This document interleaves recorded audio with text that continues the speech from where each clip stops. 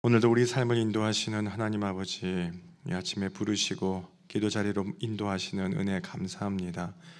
모든 순간마다 주님 찾아오시고 또 은혜 받을 만한 때요, 오늘이 구원의 날임을 다시 한번 깨닫게 하시는 성령님과 동행하는 복된 날 되게 하여 주옵소서. 주님 때를 따라 우리 인생을 아름답게 하시는 놀라우신 은혜를 의지합니다. 고난과 문제 앞에 섭니다. 물질과 관계의 어려움, 인생의 막막함, 삶의 한계를 경험할 때 내 힘으로 할 수 없고 주님을 바라보는 지혜와 믿음을 더하여 주옵소서. 오늘도 그런 믿음으로 주님을 기다립니다. 예수 그리스도를 통해 우리에게 주신 그 사랑을 기억하게 하시고 악에게 지지 말고 선으로 악을 이기는 복된 날 되게 하여 주옵소서. 여기까지 인도하신 에베네셀 은혜를 기억하며 다시 주님의 돕는 은혜를 구하며 앞으로 나아갑니다. 기도하는 간절한 마음들 위해 손길들마다 주님의 은혜를 기억하게 하셔서 가장 좋은 것으로 필요한 때에 응답하여 주옵소서. 환우들 위해 기도합니다. 질병과 마음의 약함으로 힘이 들 때, 병상에 있을 때 주님 예배 자리를 사모하지만 연약함으로 나오지 못하는 분들이 있습니다. 치유와 회복의 능력으로 붙잡아 주옵소서. 강건케 하여 주옵소서. 성령님 힘을 더하여 주시고 싸매시고 고치시는 능력을 베풀어 주옵소서. 앞길이 막혀 기도합니다. 경제적인 어려움으로 기도합니다. 막힌 담 허물어지게 하시고 주님의 도우심을 경험케 하여 주옵소서. 자녀들 위해 기도하오니 학업과 진로를 인도하시고 지혜와 명철을 주시며 주님을 인격적으로 만나는 복을 허락하여 주옵소서. 청년들 취업의 문을 여시고 젊은 부부들 태의 복도 허락하여 주옵소서. 오늘도 계속되는 성전 리뉴얼의 모든 과정 위에 주님 함께하여 주시고 오늘도 주님께서 채우시며 도우시는 놀라우신 은혜를 경험할 수 있도록 성령님 함께하여 주옵소서. 이 모든 말씀 예수님 이름으로 기도합니다. 아멘. 오늘 아침 우리에게 주시는 하나님 말씀은 느헤미야 6장 1절에서 14절 말씀입니다. 느헤미야 6장 1절에서 14절 말씀입니다. 한 절씩 교독하겠습니다. 산발락과 도비야와 아라비아 사람 게셈과 그 나머지 우리의 원수들이 내가 성벽을 건축하여 허물어진 틈을 남기지 아니하였다 함을 들었는데 그때는 내가 아직 성문에 문짝을 달지 못한 때였더라.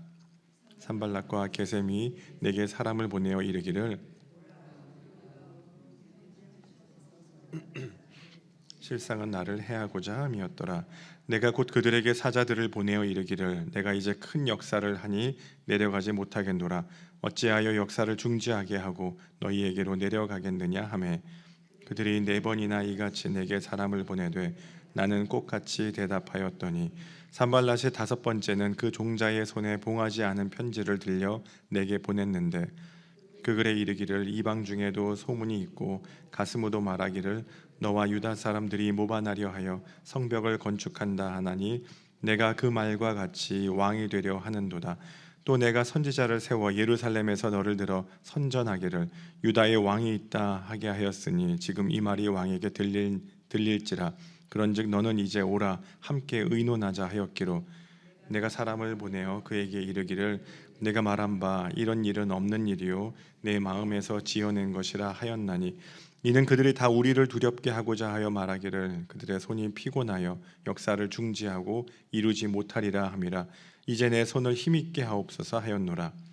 이후에 무에다벨의 손자 딜라야의 아들 스마야가 두문불출하기로 내가 그 집에 가니 그가 이르기를 그들이 너를 죽이러 올 터이니 우리가 하나님의 전으로 가서 외소 안에 머물고 그 문을 닫자. 저들이 반드시 밤에 와서 너를 죽이리라 하기로 내가 이르기를 나 같은 자가 어찌 도망하여 나 같은 몸이면 누가 외소에 들어가서 생명을 보존하겠느냐. 나는 들어가지 않겠노라 하고 도비야와 산발랏에게 뇌물을 받고 내게 이런 예언을 함이라. 그들이 뇌물을 준 까닭은 나를 두렵게 하고 이렇게 함으로 범죄하게 하고 악한 말을 지어 나를 비방하려 함이었느니라. 내 하나님이여 도비야와 산발랏과 여선지 노아랴와 그 남은 선지자들 곧 나를 두렵게 하고자 한 자들의 소행을 기억하옵소서 하였노라. 아멘. 느헤미야의 성벽 재건 역사가 계속 진행되고 있습니다. 드디어 이 6장 말씀을 마지막으로 모든 성벽 재건의 역사는 마무리되게 됩니다. 유다 민족은 외부적으로 또 그들의 마음에도 성벽을 상실한 상태입니다. 먼저 회파된 예루살렘 성, 어떤 곳입니까? 그곳은 하나님께서 친히 임재하시고 백성과 소통하며 교제하는 특별한 장소였죠. 그래서 종교적으로 또 제의적으로 하나님과 언약 백성과의 일치와 화합을 이루는 중요한 곳입니다. 그곳이 예루살렘 성입니다. 그런데 이 성이 무너지고 회파된 것이죠. 영적으로 본다면 예루살렘 성의 파괴, 하나님과 이스라엘 민족의 관계가 끊어졌다, 그렇게 생각할 수 있습니다. 예전과 같으면 여기에 예배가 있고 소통가 있고 기쁨이 있지만 그 모든 것들이 다 사라진 상태입니다. 그곳에 성벽을 다시 세웁니다. 성벽은 성 안에 있는 사람들을 지키고 보호하는 기능을 합니다. 그리고 안과 밖을 구별해주는 역할을 하죠. 그런데 이것이 지니는 더 큰 의미가 있습니다. 그것은 성이 무너지고 성벽이 없다는 것, 구별된 하나님의 백성과 이방인 사이에 구별이 없다는 것이죠. 이런 구별이 하나님께서 우리를 지켜주시는 거룩함의 능력을 갖게 됩니다. 하나님, 그리고 율법, 제사, 하나님이 주신 모든 것을 다 버리고 이런 구별이나 구분이 없이 지금 살아가고 있다, 그런 의미입니다. 아무런 차이 없이 살아가고 있는 모습, 이게 바로 성벽이 없는 유다 백성들의 모습이었습니다. 그렇게 본다면 예수 그리스도를 구주로 영접한 우리들, 하나님의 자녀들, 그리스도인들은 이 성벽이 굉장히 중요합니다. 성벽이 있어야 됩니다. 우리 마음을 어떻게 지킬 것인가, 어떻게 지키고 살아갈 것인가. 잠언 25장에도 그런 말씀이 있습니다. 자기의 마음을 제어하지 아니하는 자는 성읍이 무너지고 성벽이 없는 것 같으니라. 우리 마음을 어떻게 다스리고 어떻게 통제하고 하나님께서 계신 곳으로 지켜가느냐, 우리 마음의 성전을 어떻게 쌓느냐, 우리 인생의 장애물이 되는 그런 장벽이 아니죠. 나를 보호해주고 지켜주는 영적인 성벽이 우리 안에도 든든하게 지어가야 합니다.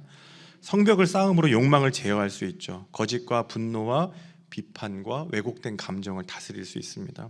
세상 문화로부터 우리를 지킬 수 있습니다. 하나님의 마음을 가지고 나를 지켜낼 수 있습니다. 본문은 성벽 재건의 역사가 끝날 때 이제 그 과정이 수월하지 않았다는 걸 보여줍니다. 그러면 이것을 우리 인생에 적용해 본다면 우리에게도 마찬가지겠죠. 우리 신앙의 영적인 성벽을 다시 잘 쌓아야 한다는 것입니다. 마지막까지 영적인 공격이 끊이지 않는다, 이걸 오늘 본문이 보여주고 있습니다. 하지만 결국 주님의 도우심으로 성벽 재건 사업을 마무리한 이제 느헤미야를 통해 저와 여러분의 인생에도 든든한 믿음의 성벽을 세울 수 있기를 축복합니다.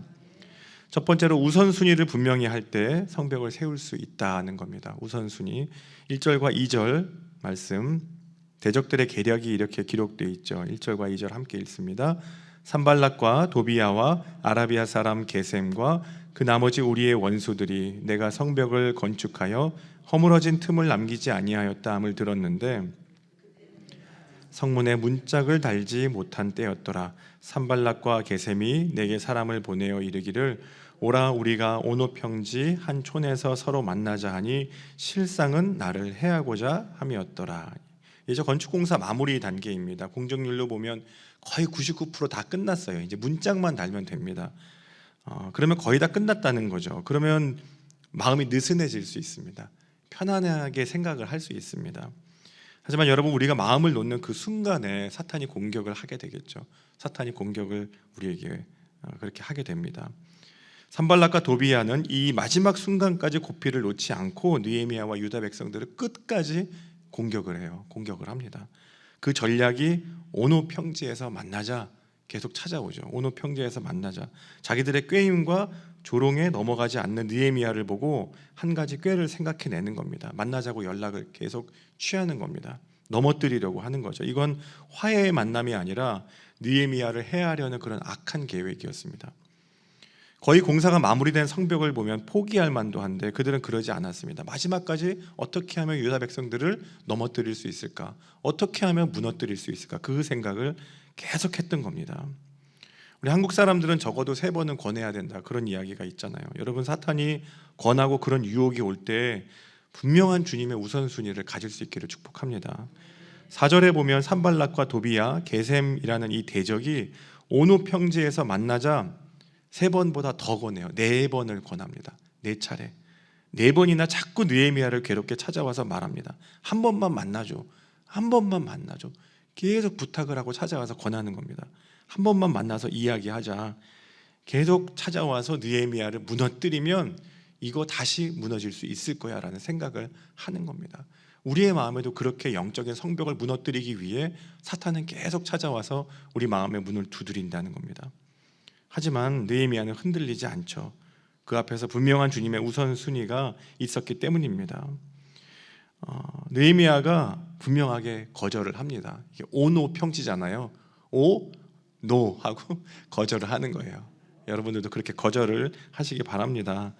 사도행전 22장에 보면 바울을 둘러싸고 벌어지는 소동이 있습니다. 그가 예루살렘에서 체포돼요. 그리고 로마로 가게 됩니다. 거기서 고소와 변론이 있습니다. 바울이 이제 로마까지 가게 되잖아요. 사도 바울은 이방인들에 대한 복음 전파와 그 당위성에 대해서 말합니다. 유대인들은 잘 듣는 것처럼 보였지만 민족주의적인 편견 그리고 선민의식을 가지고 있습니다. 이게 유대인들입니다. 어떻게 이방인들이 구원을 받을 수 있냐, 이런 식으로 그런 논리로 바울을 죽이려고 모여듭니다. 그때 하나님께서 바울에게 그렇게 말씀하십니다. 그날 밤에 주께서 바울 곁에 서서 이르시되 담대하라, 내가 예루살렘에서 나의 일을 증언한 것처럼 로마에서도 증언하여야 하리라. 하나님이 그렇게 직접 말씀하십니다. 담대하라. 그날 밤에, 이거 시간적인 밤이기도 하지만 이 누가가 기록한 게 사도행전이잖아요. 이건 문학적인 표현입니다. 그날 밤에, 위기의 순간에, 어두운 순간에, 우리 마음이 무너질 때, 힘들 때, 바로 그런 말입니다. 인생의 위기가 찾아왔을 때, 고난과 두려움의 밤을 맞고 있을 때 사도 바울의 그 마음, 두렵고 힘들 때, 불안할 때, 그때처럼 이 동족 유대인으로부터 살해 위협을 받고 사내들인 공예로부터 심한 공격을 받았습니다. 인생의 밤이 찾아왔을 때 하나님은 바울 곁에 서서 그에게 말했습니다. 두려워하지 말라, 담대하라. 이게 하나님의 음성이었습니다. 그에게 찾아가 주셨고 혼자 두지 않으시고 말씀으로 견고하게 세워주셨습니다. 그게 바로 우리의 우선순위가 되어야 합니다. 말씀 위에 견고하게 서는 것, 말씀 위에 견고하게 서야 우리가 흔들리지 않습니다. 영적인 성벽을 세울 수 있죠. 3절에 느헤미야가 이렇게 말합니다. 3절 말씀 함께 읽습니다. 내가 곧 그들에게 사자들을 보내어 이르기를 못하겠노라, 어찌하여 역사를 중지하게 하고 너희에게로 내려가겠느냐 하매, 이 큰 역사, 그의 앞에는 무엇보다 이 성벽을 재건해야 된다는 이 일, 이 하나님의 일, 이게 가장 중요했습니다. 이것 때문에 흔들리지 않았습니다. 우리 그리스도인들도 그래야 합니다. 하나님의 일이 우선될 때, 말씀이 우선될 때 흔들리지 않고 견고한 성벽을 지어갈 수 있는 것이죠.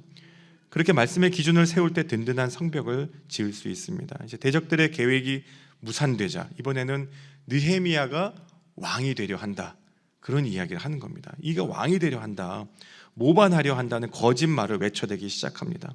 갈수록 태산이죠. 성벽이 재건되기 코앞에 있는 현실에 갈수록 태산입니다. 난항입니다. 게다가 10절에 보면 스마야라는 제사장이 보이지 않아 느헤미야가 찾으러 갔더니 이제 더 대적들이 너를 죽이려 올 것이니 외소에 숨으래요. 외소에 숨으라. 그는 대적들이 느헤미야를 죽이러 올 것이라고 예언하는 것처럼 말해서 느헤미야로 하여금 신변의 위협을 느끼게 하고 성전 안으로 피신하게 합니다. 도망치게 하죠. 그렇게 되면 어떻게 될까요? 느헤미야는 담대한 사람이 아니라, 그런 지도자가 아니라 비겁한 사람이 됩니다. 소심한 사람이 됩니다. 또 제사장이 아니면 들어갈 수 없는 외소에 들어가게 되면 이제 율법을 어기는 지도자가 되게 됩니다. 그런 계획인 겁니다. 외소에 들어가게 하는 것은. 그로 하여금 신뢰를 상실하게 만드는 전략이었습니다. 하지만 느헤미야는 이 제사장의 말을 듣고 그것이 거짓 예언이라는 걸 또 간파하게 됩니다. 느헤미야가 대답하죠. 나 같은 자가 어찌 도망하랴, 나 같은 자가 어찌 도망하랴. 그리고 13절에 그들이 뇌물을 준 까닭은 나를 두렵게 하고 나를 두렵게 만들고 이렇게 함으로 범죄하게 하고 악한 말을 지어 나를 비방하려 함이었느니라. 그 악한 계략을 분명하게 간파합니다. 여러분, 성령께서 주시는 이런 지혜, 그리고 하나님께서 함께 하심으로 우리가 경험하는 이런 담대함이 오늘도 함께 하시길 바랍니다. 이거 어떻게 보면 실수할 수밖에 없는 그런 함정이었습니다. 제사장을 돈으로 매수한 것이죠. 그런데 느헤미야를 살리고 성벽 재건을 마무리하도록 도우시는 하나님의 음성을 느헤미야는 분명하게 들었습니다. 이게 분명한 말씀의 기준이 있습니다. 여러분, 오늘 우리에게도 하나님께서 그렇게 도우시는 줄 믿습니다. 죄로 물든 우리는 너무나 연약하고 나약합니다. 성벽을 지어가기에 우리에게는 영적인 성벽이 너무 연약하고 무너져 있죠. 그런 시험이 있습니다. 유혹이 있습니다. 하지만 말씀의 기준을 세우고 예수 그리스도라는 분명한 우선순위를 깨달을 때 든든하게 우리를 지켜주고 보호해 주시는 성벽을 다시 한 번 더 세워갈 수 있게 됩니다. 그런 영적인 성벽의 벽돌을 다시 한 번 더 쌓아갑니다. 말씀과 주님이라는 우선순위로 그런 벽돌로 성령의 전인 거룩하게 우리를 도우시고 지키시는 하나님의 능력으로 오늘도 나아가는 저와 여러분 되시길 간절히 축원합니다. 함께 기도하겠습니다. 살아계신 하나님 아버지, 오늘도 기도 자리로 부르시고 또 말씀을 통해 만나주심을 감사합니다. 오늘도 영적인 성벽을 세우며 주님과 동행합니다. 주님, 두렵고 또 힘들고 무기력해질 때 주님의 말씀으로 다시 한번 우리의 영적인 성벽을 세워갑니다. 말씀의 우선순위를 놓으며 나아갑니다. 주님 도와주시고 내 삶의 길을 인도하여 주옵소서. 주님과 동행하고 있는지, 하나님이 바라보시는 곳을 나도 보고 있는지, 주님을 향한 내 삶의 우선순위를 점검합니다.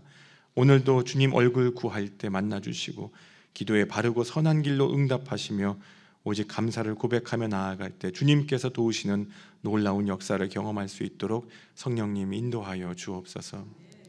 이제는 우리 구주 예수 그리스도의 은혜와 하나님 아버지의 한량없는 사랑하심과 성령님의 인도하심이 주님을 향한 우선순위로 주님과 동행하며 하루를 여는 모든 믿음의 가족들 위해 이제와 영원히 함께 하시기를 간절히 축원하옵나이다.